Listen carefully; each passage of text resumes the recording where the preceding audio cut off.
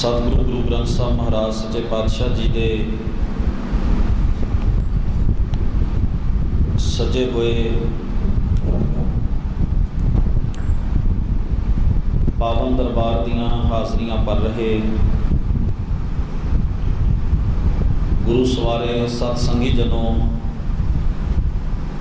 वडभागी हाँ पातशाह जी की पावन गोद विच बैठ के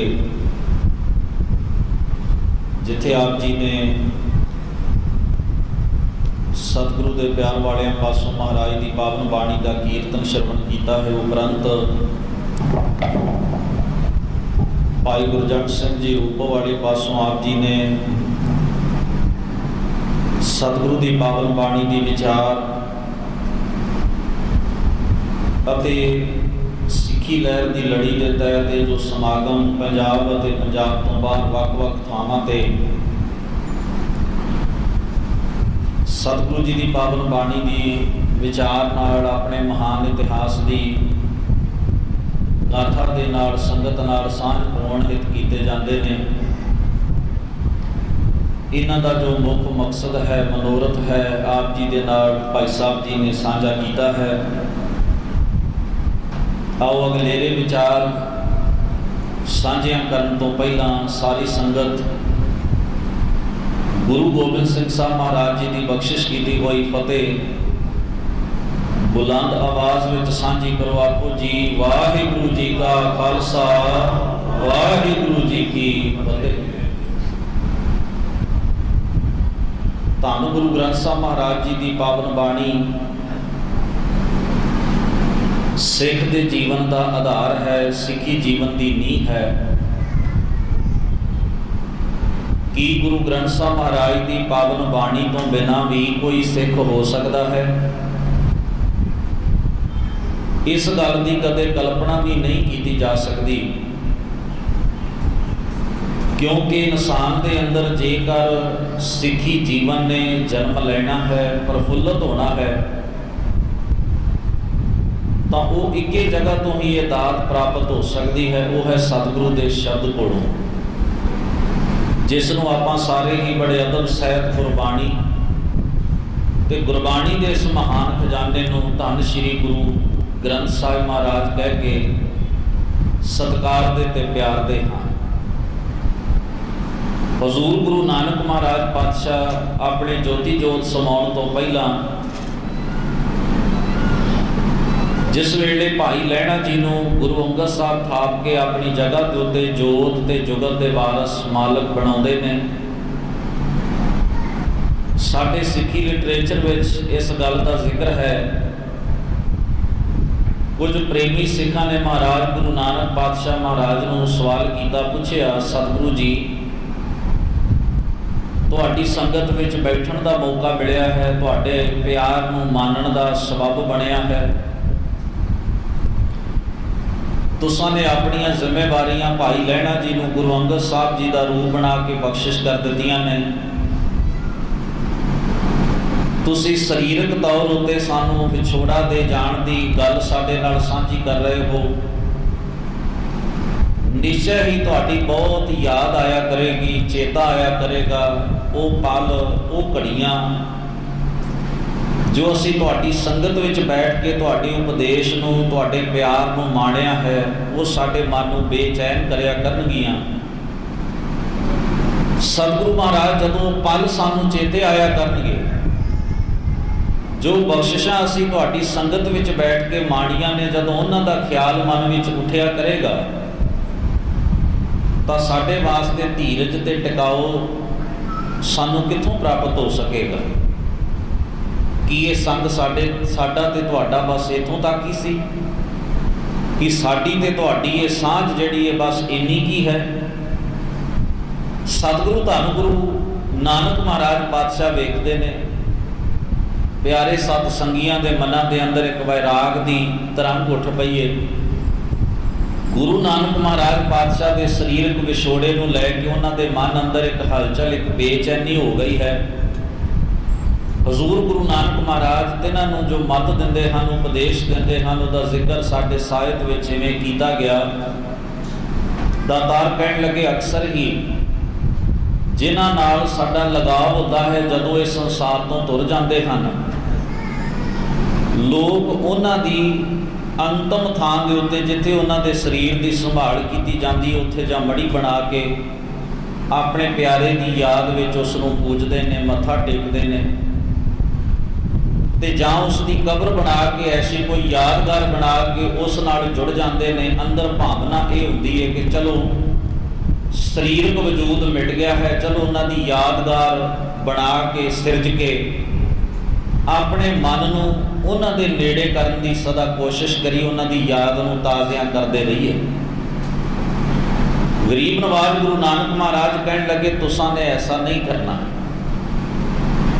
ਜੋ ਸੰਗਤ ਸਿੱਖ ਨੂੰ ਗੁਰੂ ਦੇ ਉਪਦੇਸ਼ ਦੀ ਪ੍ਰਾਪਤ ਹੁੰਦੀ ਹੈ, ਉਹ ਉਪਦੇਸ਼ ਦੀ ਥਾਂ ਤੁਸੀਂ ਮੜੀ ਤੇ ਕਬਰ ਨੂੰ ਨਹੀਂ ਦੇਣੀ। ਉਪਦੇਸ਼ ਸਰਵੋਤਮ ਹੈ, ਸਤਿਗੁਰੂ ਦਾ ਸ਼ਬਦ ਸਭ ਤੋਂ ਉੱਚਾ ਹੈ। ਸਤਿਗੁਰੂ ਦੀ ਮੱਤ ਦੀ ਥਾਂ ਕੋਈ ਚੀਜ਼ ਨਹੀਂ ਲੈ ਸਕਦੀ। ਇਸ ਕਰਕੇ ਬਚਨ ਕਹੇ, ਬਾਬਾ ਨਾ ਮੜੀ ਨਾ ਗੋਰ, ਗੁਰ ਅੰਗਦ ਕੇ ਹੀਏ ਮਾਹੇ। ਤੇ ਅੱਗੇ ਬਚਨ ਕਿਹਾ, ਔਰ ਸਤ ਸੰਗਤ ਮੋਹ ਬਸਬੋ ਕਰੋ। ਹਜ਼ੂਰ ਕਹਿਣ ਲੱਗੇ, ਨਾ ਪਿਆਰ ਵਸ ਸ਼ਰਧਾ ਵਸ ਹੋ ਕੇ ਮੇਰੀ ਮੜੀ ਤੇ ਜਾਇਓ, ਨਾ ਮੇਰੀ ਕਬਰ ਸਿਰਜਿਓ, ਨਾ ਮੇਰੀ ਯਾਦਗਾਰ ਬਣਾਇਓ। ਮੈਂ ਵਸਦਾ ਹਾਂ ਆਪਣੇ ਪਿਆਰੇ ਗੁਰੂ ਅੰਗਦ ਦੇ ਹਿਰਦੇ ਦੇ ਅੰਦਰ। ਇਹਨਾਂ ਦਾ ਹਰ ਉਪਦੇਸ਼ ਮੇਰਾ ਉਪਦੇਸ਼ ਜਾਣਨਾ, ਇਹਨਾਂ ਦੀ ਅਗਵਾਈ ਨੂੰ ਮੇਰੀ ਅਗਵਾਈ ਸਮਝਣਾ, ਇਹਨਾਂ ਦੀ ਸੰਗਤ ਨੂੰ ਮੇਰੀ ਸੰਗਤ ਸਮਝਣਾ। ਇਹਨਾਂ ਵਿੱਚ ਤੇ ਮੇਰੇ ਵਿੱਚ ਕੋਈ ਫਰਕ, ਕੋਈ ਭੇਦ ਬਿਲਕੁਲ ਨਹੀਂ ਹੈ। ਔਰ ਦੂਸਰੀ ਬਾਤ, ਜੇ ਤੁਸੀਂ ਉਹੀ ਬਖਸ਼ਿਸ਼ਾਂ ਨੂੰ ਮੰਨਣਾ ਚਾਹੁੰਦੇ ਹੋ ਜਿਹੜੀਆਂ ਤੁਸੀਂ ਇੱਥੇ ਸਤ ਸੰਗਤ ਵਿੱਚ ਬੈਠ ਕੇ ਮਾਣੀਆਂ ਨੇ, ਔਰ ਸਤ ਸੰਗਤ ਮੋਹ ਬਸਬੋ ਕਰੋ, ਕਦੇ ਸਤ ਸੰਗਤ ਦਾ ਲੜ ਨਹੀਂ ਛੱਡਣਾ। ਸਤ ਸੰਗਤ ਵਿੱਚ ਕੀ ਹੁੰਦਾ ਹੈ? ਇੱਥੇ ਅਕਾਲ ਪੁਰਖ ਦੇ ਗੁਣਾਂ ਦੀ ਵਿਚਾਰ ਗੁਰਬਾਣੀ ਦੇ ਰਾਹੀਂ ਕੀਤੀ ਜਾਂਦੀ ਹੈ। ਯਾਦ ਰਹੇ ਇੱਕ ਗੱਲ, ਬਹੁਤ ਸਾਰੇ ਲੋਕ ਇਕੱਠੇ ਹੋ ਕੇ, ਕਿਉਂਕਿ ਅੱਜ ਜੋ ਸਾਨੂੰ ਗੁਰੂ ਮਹਾਰਾਜ ਨੇ ਬਾਣੀ ਰਾਹੀਂ ਕਨਸੈਪਟ ਦਿੱਤੇ ਸਨ, ਉਹਨਾਂ ਨੂੰ ਖੋਰਾ ਲੱਗ ਰਿਹਾ ਬੜੀ ਵੱਡੀ ਪੱਧਰ ਉੱਤੇ। ਬਹੁਤ ਸਾਰੇ ਲੋਕ ਇਕੱਠੇ ਹੋ ਕੇ ਢੋਲਕੀ ਚਿਮਟਾ ਲੈ ਕੇ ਰੱਬ ਰੱਬ ਰੱਬ ਰੱਬ ਕਰਨੇ ਨੂੰ ਸਤ ਸੰਗਤ ਨਹੀਂ ਕਿਹਾ ਗੁਰਬਾਣੀ ਨੇ। ਜੇ ਆਪਾਂ ਥੋੜਾ ਜਿਹਾ ਡੂੰਘਾਈ ਵਿੱਚ ਜਾਵਾਂਗੇ, ਸਤ ਸੰਗਤ ਕੀ ਹੈ? ਜਿੱਥੇ ਗੁਰਬਾਣੀ ਦੇ ਰਾਹੀਂ ਅਕਾਲ ਪੁਰਖ ਵਾਹਿਗੁਰੂ ਦੇ ਗੁਣਾਂ ਦੀ ਵਿਚਾਰ ਹੁੰਦੀ ਹੈ। ਕੱਲਾ ਰੱਬ ਰੱਬ ਕਰਨ ਵਾਲੀ ਸਤ ਸੰਗਤ ਨਹੀਂ ਹੈ। ਗੁਰਸਿੱਖੀ ਦੇ ਅੰਦਰ ਸਤ ਸੰਗਤ ਉਹ ਹੈ ਜਿੱਥੇ ਗੁਰੂ ਦੀ ਅਗਵਾਈ ਵਿੱਚ ਰੱਬ ਨੂੰ ਯਾਦ ਕੀਤਾ ਜਾਂਦਾ ਹੈ। ਨਹੀਂ ਤਾਂ ਹੋ ਸਕਦਾ ਕਿਤੇ ਰੱਬ ਦੀ ਯਾਦ ਪਹਿਲਾਂ ਨਹੀਂ ਸੀ ਲੋਕ ਕਰਦੇ। ਜੋਗੀ ਵੀ ਤੇ ਰੱਬ ਨੂੰ ਹੀ ਧਿਆਨ ਰਹੇ ਸਨ, ਉੱਚੀਆਂ ਪਹਾੜੀਆਂ ਉੱਤੇ ਬੈਠੇ ਹੋਏ, ਪਹਾੜਾਂ ਦੀਆਂ ਕੰਧਰਾਂ ਵਿੱਚ ਬੈਠੇ ਹੋਏ, ਸਮਾਧੀਆਂ ਲਾ ਕੇ ਅਨੇਕਾਂ ਯਤਨ ਕਰਕੇ ਉਹ ਰੱਬ ਨੂੰ ਹੀ ਯਾਦ ਕਰ ਰਹੇ ਸਨ, ਕਿਸੇ ਵਿਅਕਤੀ ਵਿਸ਼ੇਸ਼ ਨੂੰ ਨਹੀਂ। ਉਹਨਾਂ ਦੀ ਇੱਛਾ ਵੀ ਸੀ ਉਸ ਸੂਖਮ ਮੂਰਤ ਨੂੰ, ਉਸ ਨਿਰੰਜਨ ਨੂੰ ਪ੍ਰਾਪਤ ਕਰਨਾ। ਢੰਗ ਤਰੀਕੇ ਆਪਣੇ ਸਨ, ਮਕਸਦ ਤੇ ਮਾੜਾ ਨਹੀਂ ਸੀ ਨਾ। ਪਰ ਧੰਨ ਸਤਿਗੁਰੂ ਗੁਰੂ ਨਾਨਕ ਮਹਾਰਾਜ ਜਦੋਂ ਉਹਨਾਂ ਨੂੰ ਗੁਰਮਤਿ ਦੀ ਦਾਤ ਦਿੰਦੇ ਨੇ, ਭਾਈ ਸਾਹਿਬ ਬਾਣੀ 'ਚ ਆਪਣੀ ਰਚਨਾ 'ਚ ਲਿਖਦੇ ਨੇ, ਸ਼ਬਦ ਜਿਤੀ ਸਿੱਧ ਮੰਡਲੀ ਕੀ ਤੋਸ ਆਪਣਾ ਪੰਥ ਨਿਰਾਲਾ। ਅੱਜ ਸਾਡੇ ਮਨ ਅੰਦਰ ਇਹ ਭੁਲੇਖਾ ਭਰ ਦਿੱਤਾ ਗਿਆ ਹੈ, ਜਿੱਥੇ ਵੀ ਚਾਰ ਲੋਕ ਬੈਠਣ ਅੱਖਾਂ ਬੰਦ ਕਰਕੇ ਰੱਬ ਰੱਬ ਕਰੀ ਜਾਣ, ਭਾਵੇਂ ਗੁਰੂ ਦੀ ਗੱਲ ਉਹਨਾਂ ਦੇ ਕੰਨੀ ਪਏ ਚਾਹੇ ਨਾ ਪਏ। ਇਹੀ ਵਜ੍ਹਾ ਹੈ ਅੱਜ ਦਾਵਾ ਸਿੱਖ ਹੋਣ ਦਾ ਹੈ, ਪਰ ਸੁਰਤ ਵਿੱਚ ਉਹ ਚੇਤਨਾ, ਸੁਰਤ ਦੇ ਅੰਦਰ ਉਹ ਸਪੇਟ ਨਹੀਂ ਸਿੱਖੀ ਵਾਲੀ ਜਿਹੜੀ ਗੁਰੂ ਮਹਾਰਾਜ ਨੇ ਆਪਣੇ ਸਿੱਖ ਨੂੰ ਬਖਸ਼ਿਸ਼ ਕੀਤੀ। ਕਿਉਂਕਿ ਅੱਜ ਭੀੜ ਸਤ ਸੰਗਤ ਹੋ ਗਈ ਹੈ। ਗੁਰੂ ਦੀ ਅਗਵਾਈ ਦੇ ਵਿੱਚ ਰੱਬ ਨੂੰ ਜਾਣਨਾ, ਗੁਰੂ ਬਾਣੀ ਦੀ ਅਗਵਾਈ ਦੇ ਵਿੱਚ ਰੱਬ ਨੂੰ ਪੂਜਣਾ, ਗੁਰੂ ਬਾਣੀ ਦੀ ਅਗਵਾਈ ਦੇ ਵਿੱਚ ਰੱਬ ਨੂੰ ਧਿਆਉਣਾ, ਇਹ ਸਤ ਸੰਗਤ ਦਾ ਮਕਸਦ ਹੈ ਸਿੱਖੀ ਦੇ ਅੰਦਰ।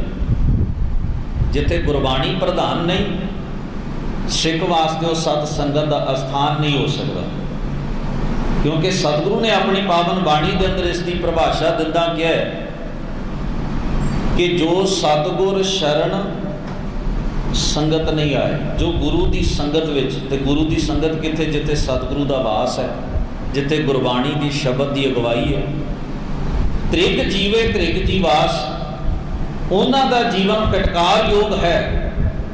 वो किते भी भटक सकते हैं। धन गुरु नानक महाराज पातशाह कहने लगे और सत संगत मों बसबो करो। इस कथन में दो गल्लां बड़ियां अहम ने।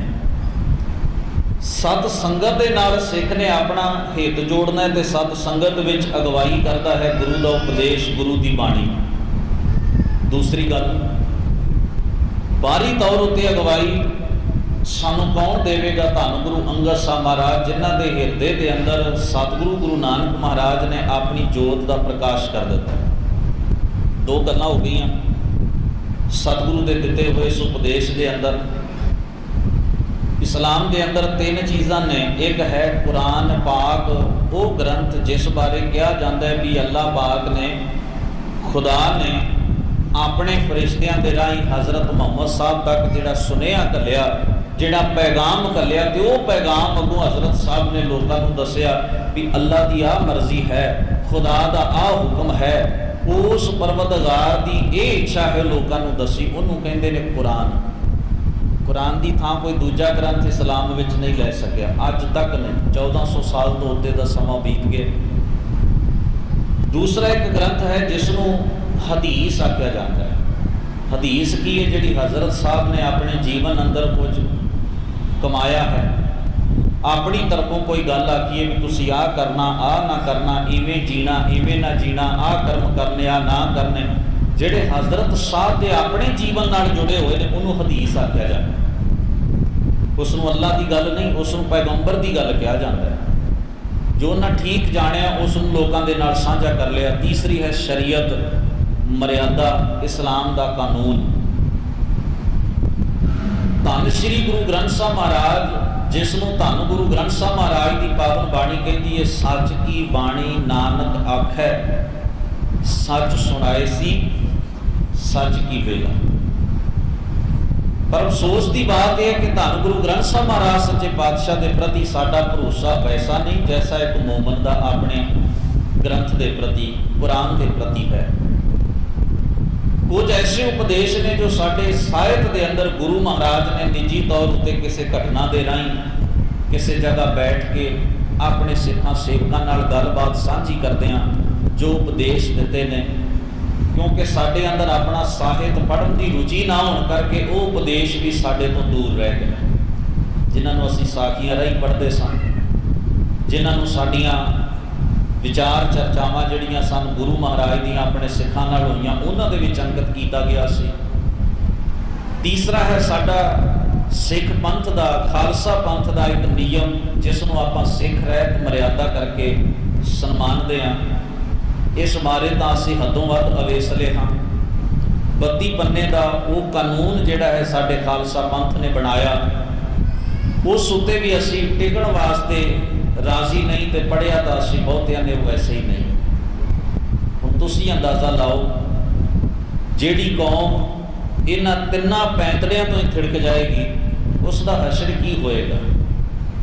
उहदे बारे जो भी कोई गल कह देगा उस कौम नूं सिर झुका के मननी पवेगी, क्योंकि उन्होंने इन्नी सूझ नहीं, इन्नी समझ नहीं कि वह धर्म की है, वही कौम का कल्चर की है, वह कानून की है, वो गुरु महाराज ने अपने जीवन काल में की उपदेश की करनी कमाई की है। इस अवेसलेपन के विचों ही वहम जन्म लेंदे ने, भरम पैदा होंदे ने, कर्म कांडां की कांगियारी उगती है और कौमी तौर के उत्ते किरदार नाश होता है, क्योंकि कौम की बुद्धि जिहड़ी है वो अपने गुरु के सिद्धांत तो कोहां दूर खड़ी है। गरीब नवाब सतगुरु धन गुरु नानक महाराज पातशाह ने जिस वेले आग्ञा की तो दो गल्लां कहियां भी सत संगत का लड़ना छड्डना जिथे गुरु का उपदेश श्रोमणी है, तो दूसरी बात गुरु अंगद साहब की अगवाई को तय दिलों कबूल करना, ये ही मेरा वास है। हुण अपनी सुरत को धन गुरु गोबिंद सिंह साहब महाराज के उस हुक्म वाल लै चलो। नदेड़ की धरती के उत्ते हजूर महाराज ने ज्योति जोत समाउण तो पहला दो शब्द आखे सन, आत्मा ग्रंथ विच, शरीर पंथ विच। 1708 ईस्वी के अंदर कहे हुए ये शब्द इन बिन उन्हां ही गल्लां की तर्जमानी करते हैं जिहड़े हजूर गुरु नानक महाराज ने अपने पहले जामे ज्योति जोत समाउण तो पहला आखे सन। हजूर ने आख्या मेरी चेतना, मेरी स्पिरिट, मेरी आत्मा इस ग्रंथ के अंदर है, तो मेरा बाहरी वजूद, शरीरक वजूद जिहड़ा है वो पंथ दे विच है। हुण आपां ध्यान मार के देखिए कि सतगुरु गुरु गोबिंद सिंह साहब महाराज की दिती हुई रमज नूं आपां समझण दे समर्थ बन सके हां? नहीं बन सके। पंथ की शक्ति नूं असीं खेरू खेरू कर ते करवा लिया, वख वख धड़ियां के रूप विच जां डेरेदारी सिस्टम के रूप विच, और गुरु ग्रंथ साहब महाराज की शान नूं असीं वड्डे ला लए हन। अनेकां ही पूजा करन वालियां ते ग्रंथ रख के गुरु ग्रंथ साहब महाराज दे सन्मुख हजूर जिहड़ा भरोसा सिख दा गुरु ग्रंथ साहब महाराज ते चाहीदा सी, वो कई हिस्सिਆਂ ਦੇ ਵਿੱਚ ਵੰਡਿਆ ਗਿਆ, कई हिस्सिਆਂ ਦੇ ਵਿੱਚ ਵੰਡਿਆ ਗਿਆ। ਇਹਦਾ ਇੱਕ मैं निक्का जिहा प्रमाण तुहाडे सामने रखांगा, जिस बाबत ये मता भी पास जिहड़ा है वो श्री अकाल तख्त साहब तो किया जा चुका है, अगवाई दी जा चुकी है। मड़ियां ते जो साडे जठेरियां दीयां बणियां होईयां ने, उन्हां कबरां ते जो किसी मुसलमान वडेरे जठेरे की बनी हुई कच्ची कबर 1947 के अंदर मुसलमानों के पलायन के नाल इत्थे छड्ड गए सन। साडे जी विच पता नहीं की आई, असीं उहनूं पक्किया ही नहीं कीता। 4-4 मंजिला बिल्डिंगां बना के सोना चढ़ा के उत्ते सब कुछ वो कीता है, जो शायद मुसलमान अगर इत्थे रहिंदे तो भी ना कर पाउंदे। ये साडी बिरती दा बिंब है, साडी बिरती दा प्रमाण है कि असीं अंदरों किन्ने डगमगाए हुए, किन्ने बुत प्रस्त हो चुके हैं। उस वक्त उत्थे श्री अखंड पाठ साहब करन दी जिद की जाती है। रोकण वाले भी सिख हैं, करवाउण वाले भी सिख हैं। दोनों धिरां दे विच एक भी मुसलमान नहीं हुंदा जिहड़ा ये कहे भी नहीं सिखो, गुरु ग्रंथ साहब महाराज के अंदर शेख फरीद साहब की बाणी दर्ज है, और मैं एक मुसलमान होने के नाते अपने बुजुर्ग शेख फरीद साहब जी की बाणी का पाठ गुरु ग्रंथ साहब महाराज ले जाके अपने जठेरियां की कबर उत्ते करना करवाउणा चाहुंदा हाँ। नहीं, ऐसा तो मसला ही नहीं आया। दोवें पासे गुरु नानक गुरु गोबिंद सिंह साहब के सिख खवाउण वाले, अपने आप को खालसा पंथ का हिस्सा मनण वाले। एक धड़ा चाहता है भी नहीं होना चाहिए, दूजा धड़ा चाहता है भी हो जाना चाहिए। हर्ज की है ये, हर्ज की है? हुण इत्थों अंदाज़ा ला के वेखो, झगड़ा ये नहीं है भी गुरु ग्रंथ साहब महाराज की शान, गुरु ग्रंथ साहब का रुतबा, गुरु ग्रंथ साहब का सत्कार, गुरु ग्रंथ साहब का सिद्धांत किवें कायम रहिंदा है। झगड़ा एक धिर का इत्थे खलो गया, शायद उन्हां दी गिणती कई बार रोकण वालियां नालों ज़्यादा हुंदी है।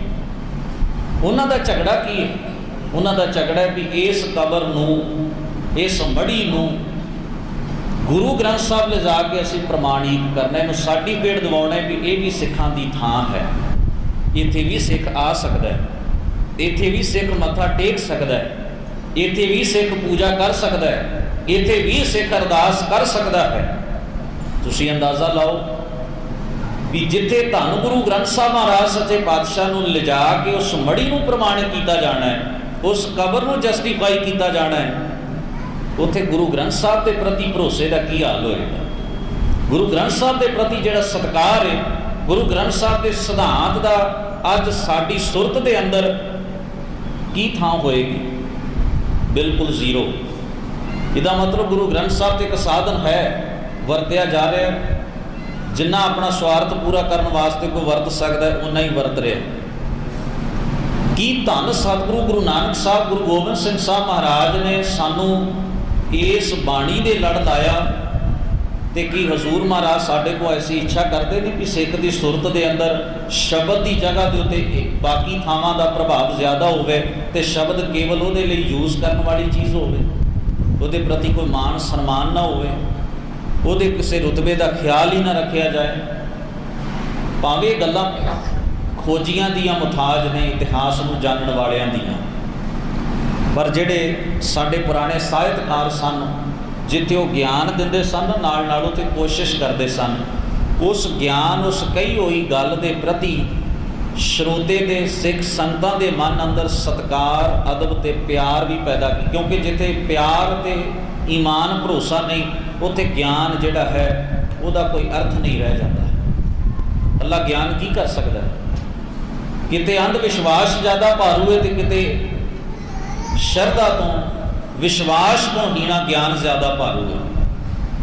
ਅੱਜ ਦੋਵਾਂ ਚੱਕੀਆਂ ਦੇ ਇਸ ਚੱਕੀ ਦੇ ਪੁੜਾਂ ਦੇ ਵਿੱਚ ਪਿਸ ਰਿਹਾ ਹੈ ਸਿੱਖੀ ਦਾ ਈਮਾਨ, ਸਿੱਖੀ ਦਾ ਭਰੋਸਾ।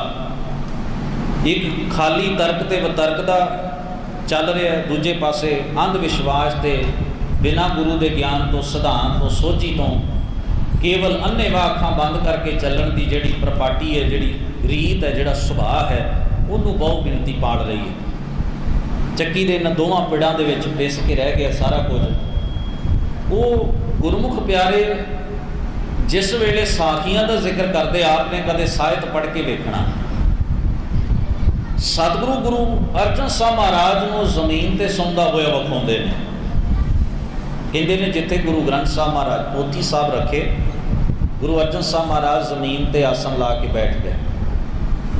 ਭਾਵੇਂ ਨੀਚੇ ਤੌਰ ਤੇ ਐਸੀ ਗੱਲ ਹੋਈ ਹੋਵੇ ਚਾਹੇ ਨਾ ਹੋਈ ਹੋਵੇ, ਮੈਂ ਇਸ ਉਲਝਣ ਵਿੱਚ ਨਹੀਂ ਪੈਣਾ ਚਾਹੁੰਦਾ, ਪਰ ਇਤਨਾ ਜ਼ਰੂਰ ਹੈ ਵੀ ਸਾਡੇ ਉਹ ਸਾਖੀਕਾਰ ਇਸ ਗੱਲੋਂ ਸੁਚੇਤ ਜ਼ਰੂਰ ਸਨ ਵੀ ਗੁਰੂ ਗ੍ਰੰਥ ਸਾਹਿਬ ਦਾ ਤੇ ਗੁਰਬਾਣੀ ਦਾ ਰੁਤਬਾ ਕੀ ਹੈ ਸਿੱਖੀ ਦੇ ਅੰਦਰ। ਉਹਨਾਂ ਨੇ ਇਹ ਗੱਲ ਸਾਡੇ ਸਾਹਮਣੇ ਜ਼ਰੂਰ ਰੱਖ ਦਿੱਤੀ ਵੀ ਸ਼ਬਦ ਦਾ ਰੁਤਬਾ ਕੀ ਹੈ, ਸ਼ਬਦ ਦੀ ਥਾਂ ਕੀ ਹੈ, ਗੁਰੂ ਦੇ ਹੁਕਮ ਦਾ ਸਭ ਤੋਂ ਉੱਚਾ ਦਰਜਾ ਹੈ। ਉਹਦੇ ਸਾਹਮਣੇ ਗੁਰੂ ਦਾ ਸਰੀਰ ਵੀ ਜਿਹੜਾ ਹੈ, ਗੁਰੂ ਨੇ ਆਪਣੇ ਸਰੀਰ ਨੂੰ, ਆਪਣੇ ਵਜੂਦ ਨੂੰ ਵੀ ਸ਼ਬਦ ਤੋਂ ਇੱਕ ਪਾਸੇ ਰੱਖਿਆ।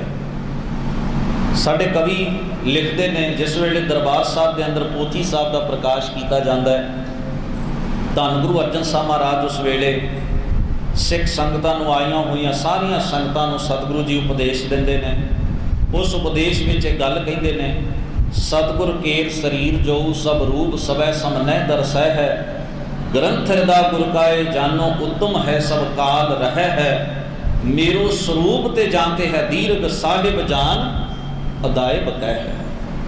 ਇਸ ਦਾ ਮਤਲਬ ਇਹ ਨਿਕਲਦਾ ਹੈ ਮੇਰਾ ਇਹ ਜੋ ਸਰੀਰਕ ਰੂਪ ਹੈ, ਸਰੀਰਕ ਵਜੂਦ ਹੈ, ਇਹ ਇੱਕ ਸਮੇਂ ਤੇ ਇੱਕ ਜਗ੍ਹਾ ਹੀ ਰਹਿ ਸਕਦਾ ਹੈ।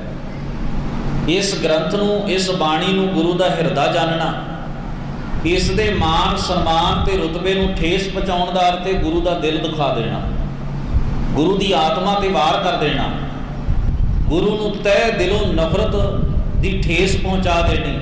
ਗ੍ਰੰਥ ਹਿਰਦਾ ਗੁਰ ਕਾਏ ਜਾਨੋ ਉੱਤਮ ਹੈ ਸਭ ਕਾਲ ਰਹਿ, ਔਰ ਮੇਰੋ ਸਰੂਪ ਤੇ ਜਾਣਤੇ ਹੈ ਦੀਰਘ, ਮੇਰੇ ਇਸ ਸਰੀਰਕ ਰੂਪ ਨਾਲੋਂ ਇਹਦਾ ਰੁਤਬਾ ਬਹੁਤ ਉੱਚਾ ਹੈ, ਇਹ ਨਾਸ਼ ਨਹੀਂ ਹੋਏਗਾ, ਤੁਹਾਨੂੰ ਹਰ ਵੇਲੇ ਅਗਵਾਈ ਦਿੰਦਾ ਰਹੇਗਾ।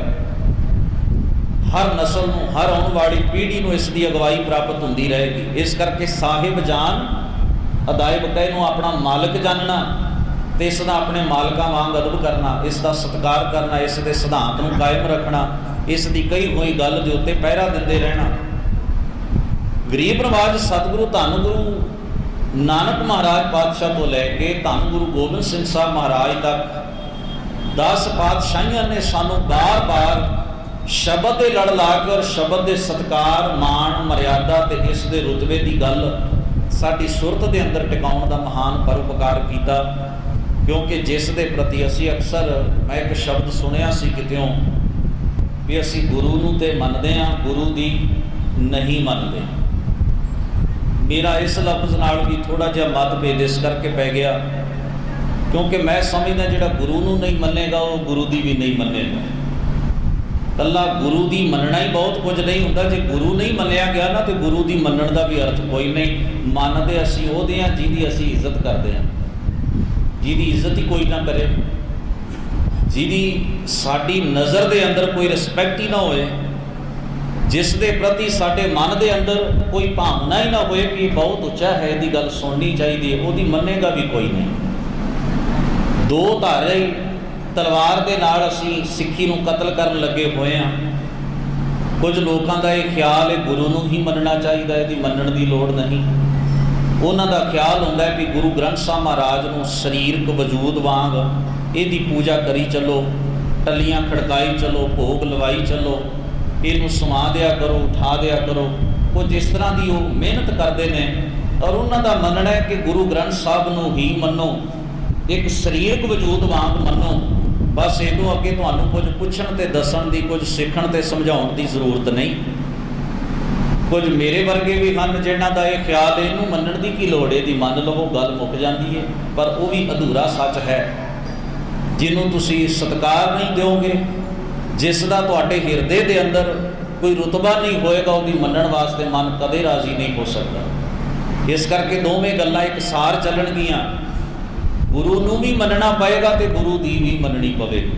ਇਹ ਤੇ ਗ੍ਰੰਥ ਤਾਂ ਬਹੁਤ ਨੇ ਸੰਸਾਰ ਦੇ ਅੰਦਰ, ਕਿ ਅਸੀਂ ਉਹਨਾਂ ਦੇ ਗ੍ਰੰਥਾਂ ਦੀਆਂ ਕਈਆਂ ਗੱਲਾਂ ਨੂੰ ਵੀ ਇਹਨੂੰ ਵੀ ਨੋਵੇਂ ਮੰਨ ਲਵਾਂਗੇ ਜੋ ਗੁਰੂ ਗ੍ਰੰਥ ਸਾਹਿਬ ਮਹਾਰਾਜ ਦੇ ਵਿੱਚ ਲਿਖਿਆ ਗਿਆ? ਨਹੀਂ, ਕਿਉਂਕਿ ਅਸੀਂ ਗੁਰੂ ਨੂੰ ਸਿੱਖ ਰਹਿਤ ਮਰਿਆਦਾ ਨੂੰ ਪੜ੍ਹਦੇ ਹਾਂ। ਜਿਸ ਵੇਲੇ ਅਸੀਂ ਪੰਥਕ ਰਹਿਣੀ ਦੇ ਚੈਪਟਰ ਪੜ੍ਹਦੇ ਹਾਂ, ਉਸ ਵਿੱਚ ਇੱਕ ਜ਼ਿਕਰ ਆਉਂਦਾ ਹੈ ਗੁਰੂ ਦੀ ਪਦ ਪਦਵੀ ਦਾ, ਕਿ ਗੁਰੂ ਦੀ ਪਦਵੀ ਕੀ ਹੈ। ਜੇ ਅਸੀਂ ਗੁਰੂ ਦੀ ਜਿਹੜੀ ਗੱਲ ਗੁਰੂ ਨਾਨਕ ਮਹਾਰਾਜ ਨੇ ਆਖੀ ਹੈ ਅਸੀਂ ਕਿਉਂ ਮੰਨੀਏ? ਕੀ ਵਜ੍ਹਾ ਹੈ?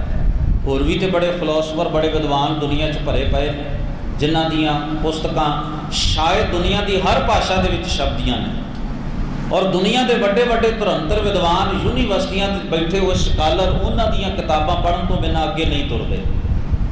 ਪਰ ਅਸੀਂ ਫਿਰ ਗੁਰੂ ਨਾਨਕ ਦੀ ਗੱਲ ਹੀ ਕਿਉਂ ਪੜ੍ਹੀਏ?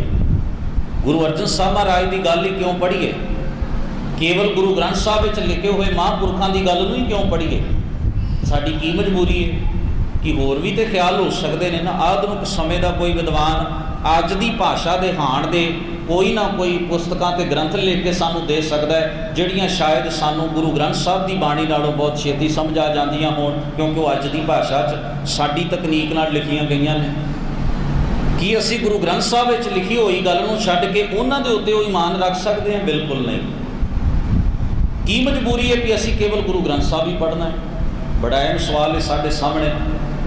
ਇਹਦਾ ਹੱਲ ਸਿੱਖ ਰਹਿਤ ਮਰਿਆਦਾ ਵਿੱਚ ਜ਼ਿਕਰ ਕੀਤਾ ਹੈ ਗੁਰੂ ਦੀ ਪਦ ਪਦਵੀ ਦੀ ਜਿਹੜੀ ਟੂਕ ਲਿਖੀ ਹੋਈ ਹੈ, ਵੀ ਸਿੱਖ ਆਪਣੇ ਗੁਰੂ ਦੀ ਗੱਲ ਨੂੰ ਆਪਣੇ ਗੁਰੂ ਵਾਂਗ ਹੀ ਸਤਿਕਾਰਦਾ ਹੈ, ਕਿਉਂਕਿ ਉਹ ਗੁਰੂ ਨੂੰ ਕੁਝ ਸਮਝਦਾ ਹੈ, ਕਿਉਂਕਿ ਉਹਦੀ ਨਜ਼ਰ ਦੇ ਅੰਦਰ ਗੁਰੂ ਨਾਨਕ ਸਾਹਿਬ ਦਾ ਕੋਈ ਰੁਤਬਾ ਹੈ। ਉਹਦੀ ਅੱਜ ਕਿਸੇ ਸੱਚੇ ਮੁਸਲਮਾਨ ਨੂੰ ਕਹੋ ਜੋ ਕੁਰਾਨ ਵਿੱਚ ਲਿਖਿਆ ਹੈ, ਇਹਦੋਂ ਵੀ ਜ਼ਿਆਦਾ ਗਿਆਨ ਇੱਕ ਬੰਦੇ ਫਿਲਾਸਫਰ ਨੇ ਬਹੁਤ ਵੱਡੀ ਗੱਲ ਇੱਕ ਕਿਤਾਬ ਵਿੱਚ ਲਿਖ ਦਿੱਤੀ ਹੈ। ਤੁਹਾਡੀਆਂ ਲੱਖ ਦਲੀਲਾਂ ਉੱਤੇ ਵੀ ਉਹ ਮੰਨਣ ਵਾਲਾ ਨਹੀਂ।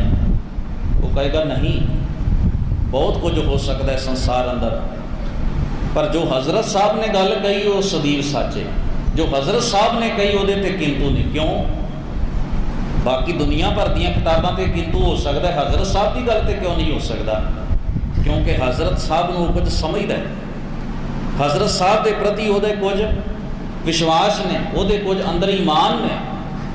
ਅੱਜ ਫਰਕ ਇੱਥੇ ਹੈ, ਜੇ ਅਸੀਂ ਧੰਨ ਗੁਰੂ ਨਾਨਕ ਮਹਾਰਾਜ ਤੋਂ ਲੈ ਕੇ ਦਸਮ ਪਾਤਸ਼ਾਹ ਹਜ਼ੂਰ ਤੱਕ ਦੀ ਪਦ ਪਦਵੀ ਨੂੰ ਕੁਝ ਨਹੀਂ ਸਮਝਦੇ, ਤਾਂ ਸੁਭਾਵਕ ਹੈ ਕੱਲ੍ਹ ਨੂੰ ਗੁਰੂ ਗ੍ਰੰਥ ਸਾਹਿਬ ਨੂੰ ਸਮਝਣ ਦੀ ਵੀ ਕੋਈ ਤੁਕ ਨਹੀਂ ਬਣਦੀ, ਕਿਉਂਕਿ ਕਈ ਤੇ ਉਹਨਾਂ ਦੀ ਹੋਈ ਹੈ ਨਾ। ਇਸ ਕਰਕੇ ਗੁਰੂ ਦੀ ਪਦ ਪਦਵੀ ਦਾ ਖਿਆਲ ਰੱਖਣਾ, ਗੁਰੂ ਦਾ ਸਟੇਟਸ ਕੀ, ਇਸ ਗੱਲ ਦਾ ਖਿਆਲ ਰੱਖਣਾ, ਔਰ ਗੁਰੂ ਨੇ ਜੋ ਕਿਹਾ ਉਹ ਮੰਨਿਆ ਤਾਂ ਹੀ ਜਾਏਗਾ ਜੇ ਗੁਰੂ ਨੂੰ ਮੰਨਿਆ ਜਾਏਗਾ, ਨਹੀਂ ਤੇ ਨਹੀਂ ਮੰਨਿਆ ਜਾ ਸਕਦਾ। ਇਸ ਕਰਕੇ ਸਤਿਗੁਰੂ ਦੇ ਪਿਆਰ ਵਾਲਿਓ, ਅੱਜ ਸਾਡੇ ਦਿਲਾਂ ਦੇ ਅੰਦਰ ਤੁਸੀਂ ਵੇਖੋਗੇ ਇਸਲਾਮੀ ਜਗਤ ਦੇ ਅੰਦਰ ਹਜ਼ਰਤ ਸਾਹਿਬ ਦੇ ਨਾਮ ਦੇ ਉੱਤੇ ਦੁਕਾਨਾਂ ਦੇ ਨਾਮ ਤੁਹਾਨੂੰ ਨਹੀਂ ਮਿਲਣਗੇ। ਅਸੀਂ ਲੱਖਾਂ ਬੇਈਮਾਨੀਆਂ ਵੀ ਕਰਨੀਆਂ ਹੋਣ, ਬੱਕਰੇ ਦੁਕਾਨ ਦਾ ਨਾਮ ਹੀ ਗੁਰੂਆਂ ਦੇ ਨਾਮ ਤੇ, ਜੁੱਤੀਆਂ ਵੇਚਣ ਵਾਲੀ ਦੁਕਾਨ ਦਾ ਨਾਮ ਹੀ ਗੁਰੂਆਂ ਦੇ ਨਾਮ ਤੇ, ਜਿੱਥੇ ਬੈਠ ਕੇ ਦਿਨ ਰਾਤ ਡੀਪੂ 'ਚ ਮਿਲਾਵਟਾਂ ਕਰਨੀਆਂ ਹੋਣ, ਦਾਲ 'ਚ ਪੱਥਰ ਪਾ ਕੇ ਵੇਚਣ, ਉਹਦਾ ਨਾਮ ਹੀ ਗੁਰੂ ਨਾਨਕ ਦੇ ਨਾਂ ਤੇ ਹੈ। ਇਹ ਸਾਡੇ ਭਰੋਸੇ ਦੀਆਂ ਮਿਸਾਲਾਂ ਨੇ ਵੀ ਸਾਡਾ ਭਰੋਸਾ ਕਿੱਥੇ ਕੁ ਖਲੋਤਾ ਹੈ, ਸਾਡਾ ਵਿਸ਼ਵਾਸ ਕਿੱਥੇ ਖਲੋਤਾ ਹੋਇਆ। ਇਹਨਾਂ ਗੱਲਾਂ ਤੋਂ ਸਾਨੂੰ ਸਾਬਤ ਹੋ ਜਾਂਦਾ ਹੈ ਵੀ ਅਸੀਂ ਗੁਰੂ ਮਹਾਰਾਜ ਦੇ ਦਿੱਤੇ ਹੋਏ ਉਹ ਆਦੇਸ਼, ਉਹ ਹੁਕਮ ਜਿਹੜੇ ਹਨ ਉਹ ਭੁੱਲ ਗਏ ਹਾਂ। ਤੇ ਭੁੱਲਣ ਦੀ ਸਭ ਤੋਂ ਵੱਡੀ ਵਜ੍ਹਾ ਹੈ ਸਾਡਾ ਸਤ ਸੰਗਤ ਦਾ ਪੱਲਾ ਸਾਡੇ ਹੱਥੋਂ ਛੁੱਟ ਜਾਣਾ।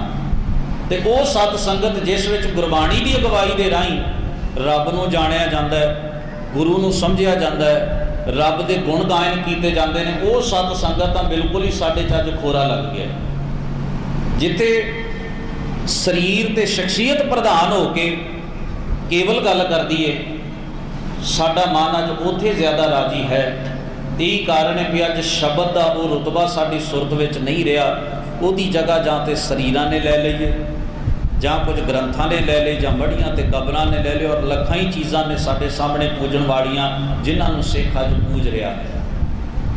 गुरबाणी का जानकर कहेगा ये गलत है, जान वाला आखेगा नहीं ये सही है। चिलमा फूकण वाला भी अज साडे लई बाबा है। कदे असीं बाबा बुढ़ा साहब जी नूं बाबा जी के नाम नाल जाणदे सां, बाबा दीप सिंह जी नूं बाबा कह के सत्कार दिंदे आ। साडे कोल बड़े ऐसे बाबे ने जिन्हां दे जीवन सानूं बेहद प्रभावित करन देण वाले और बड़े रोचक, बड़े सिੱਖੀ दे सिद्धांत उत्ते खरे उतरन वाले जीवन ने। साडे कोल ऐसे बाबियां दी घाट नहीं। पर तुसीं अंदाज़ा लाओ, साडे दरवाजे ते आउण वाला भिखारी भी साडे लई बाबा है। पंजां ਉਂਗਲਾਂ ਦੇ ਵਿੱਚ चिलमा पा के फूकण वाला भी साडे लई बाबा है।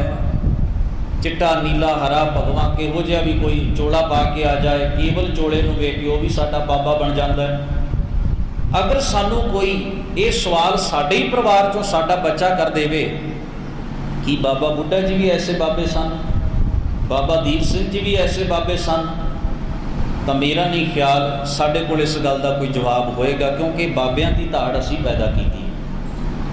सच जानो, साडी शरधा इन्हां ते हो सकती है, पर असीं जो नुकसान किया है वो बहुत वड्डा है, जिहदी भरपाई नहीं होण वाली। वो नुकसान की किया है? जो बाबे का सत्कार सी साडे धर्म के अंदर, जो बाबे का स्टेटस सी साडे धर्म के अंदर, उहनूं असीं कौडियां दे भाव जरूर वेच छड्डिया। जिवें संत लफज वेच छड्डिया, बाबा शब्द की असी समझा नखेड़ा। हुण साडे सामने एक होर मसला खड़ा होएगा भी असी दोवां च नखेड़ा करिए। मसले वधदे जांदे ने दिनों दिन, क्योंकि एक नवीं किस्म के बाबे पैदा हो गए, इस करके नखेड़ा करना पेगा। नहीं, बाबा बुढ़ा जी आ सन, ये बाबे इवें दे हन, एक नवा मसला पैदा हो गया। इस तरह साडी एनर्जी, इस तरह साडी सारी दी सारी ताकत इन्हां गल्लां ते वेस्ट हुंदी है। जिहड़ी असी शख्सियत बाबा बुढ़ा साहब जी दी बयान करके ते उहदे प्रति लोगों को सुचेत ते प्रभावित करना सी, अज एनर्जी ये लग रही है भी असल कौन हुंदा है ते नकल कौन हुंदा है। गौर करना, असल कौन है ते नकल कौन है, हुण एनर्जी इत्थे लग गई। इस करके असी गां नहीं, असी बहुत पिछां नूं जा रहे हैं, क्योंकि सानूं फर्क दसण विच ही सदियां लंघ जाणगीਆਂ। ये सदियां दा घापा पूरिया नहीं जा सकेगा। इसका एक हल है, आपां जिथे भी गुरु नानक नाम लेवा गुरसिख हाँ, अगर असी समझते हैं कि गुरु नानक साहब, गुरु गोबिंद सिंह साहब के कीते हुए हुक्म असी सिर मथे कबूल करते हैं, साडा उन्हां ते भरोसा है, आपां सत संगत का पल्ला घुट के पढ़ी रखीए। और सत संगत वो है जिथे केवल ते केवल धन श्री गुरु ग्रंथ साहब महाराज की पावन अगवाई है, जिथे गुरबाणी का सिद्धांत है, जिथे गुरबाणी का बख्शिया होया जीवन है, तो उसकी गलबात चलती है। आपां जेकर उसकी अगवाई को कबूल करांगे, साडे लई कुछ भी औखा नहीं। जिन्ने भी महान व्यक्ति असी इतिहास में पढ़ते हैं, वो इस सत संगत की पैदाइश ने, इस सत संगत के विचों ही वो निकले ते जन्मे ने। अज साडे अंदरों जिन्ना चिर सत संगत का प्रभाव दोबारा वैसा नहीं बन जाता, साडी अजोगी अधोगति जिहड़ी है, इहदे विचों हनेर गर्दी चों असीं बाहर नहीं आ सकते। सो सानूं लोड़ है सत संगत सिरजण। सरकारी स्कूलों को फेल वे के प्राइवेट स्कूल बन गए। प्राइवेट स्कूलों के अंदर बड़ा पढ़िया लिखा स्टाफ रखा गया। अज जिहड़े सरकारी टीचर पढ़ाउण वास्ते जाते हैं सरकारी स्कूलों के अंदर, उन्होंने बच्चे भी प्राइवेट स्कूलों में पढ़ते हैं। और किसी मंत्री का बच्चा, इतों तक सिक्ख्या मंत्री का कोई दोता पोता भी सरकारी स्कूल च पढ़ता हो ही नहीं सकती। ये तो गल हो ही नहीं सकती। कारण की है? क्योंकि उन्होंने स्टेटस चाहिए, बिल्डिंग नहीं चाहिए। उन्होंने समझ लिया भी पढ़ाई का असल म्यार इस वेले प्राइवेट स्कूल के कोल है। वो म्यार जिहड़ा कि इत्थों डिग गया उत्थे चुकिया जा चुकिया है। अज असी ये ना देखिए फलाने डेरे की बिल्डिंग बहुत उची है, बड़ी सुहावनी है, वो पिछे बहुत वड्डा तंत्र खड़ा है। अज सानू जरूरत है जिथे भी आप माई भाई सरबत परिवारों वाले गुरसिख बैठते हैं, उत्थे एक सत संगत सिरजण की कोशिश करिए, ताकि वो म्यार जिहड़ा गुरु साहब ने सानू दिता है उन्होंने असी दोबारा सुरजीत करके उन्होंने अगे बढ़ा सकीए। अज उस म्यार को कायम करने की जरूरत है। आप वडभागी हो, धनता के पात्र हो, इस खराब मौसम में भी गुरु दरबार में आप जी हाज़र होए हो, ताकि आप रल मिल के सतगुरु गुरु ग्रंथ साहब जी की पावन बाणी, अपने महान पुरखियां की पाए हुए पूरनियां की गल आपस में साझियां कर सकीए। सबना का बहुत बहुत धन्यवाद है। होईयां भुल्लां चुकां दी खिमा धन गुरु ग्रंथ साहब महाराज पासों मंगदा होया बेनती करदा हाँ ਭਾਈ ਸਰਬਜੀਤ ਸਿੰਘ ਜੀ ਧੁੰਦਾ ਆਪ ਜੀ ਦੇ ਨਾਲ ਗੁਰੂ ਕੀ ਪਾਵਨ ਬਾਣੀ ਦੀ ਵਿਚਾਰ ਸਾਂਝੀ ਕਰਨਗੇ। ਬੜੀ ਇਕਾਗਰਤਾ ਸਹਿਤ ਸ਼ਰਵਣ ਕਰਨ ਦੀ ਕਿਰਪਾਲਤਾ ਕਰੋ। ਫਤਿਹ ਬੁਲਾਓ। ਵਾਹਿਗੁਰੂ ਜੀ ਕਾ ਖਾਲਸਾ, ਵਾਹਿਗੁਰੂ ਜੀ ਕੀ ਫਤਿਹ।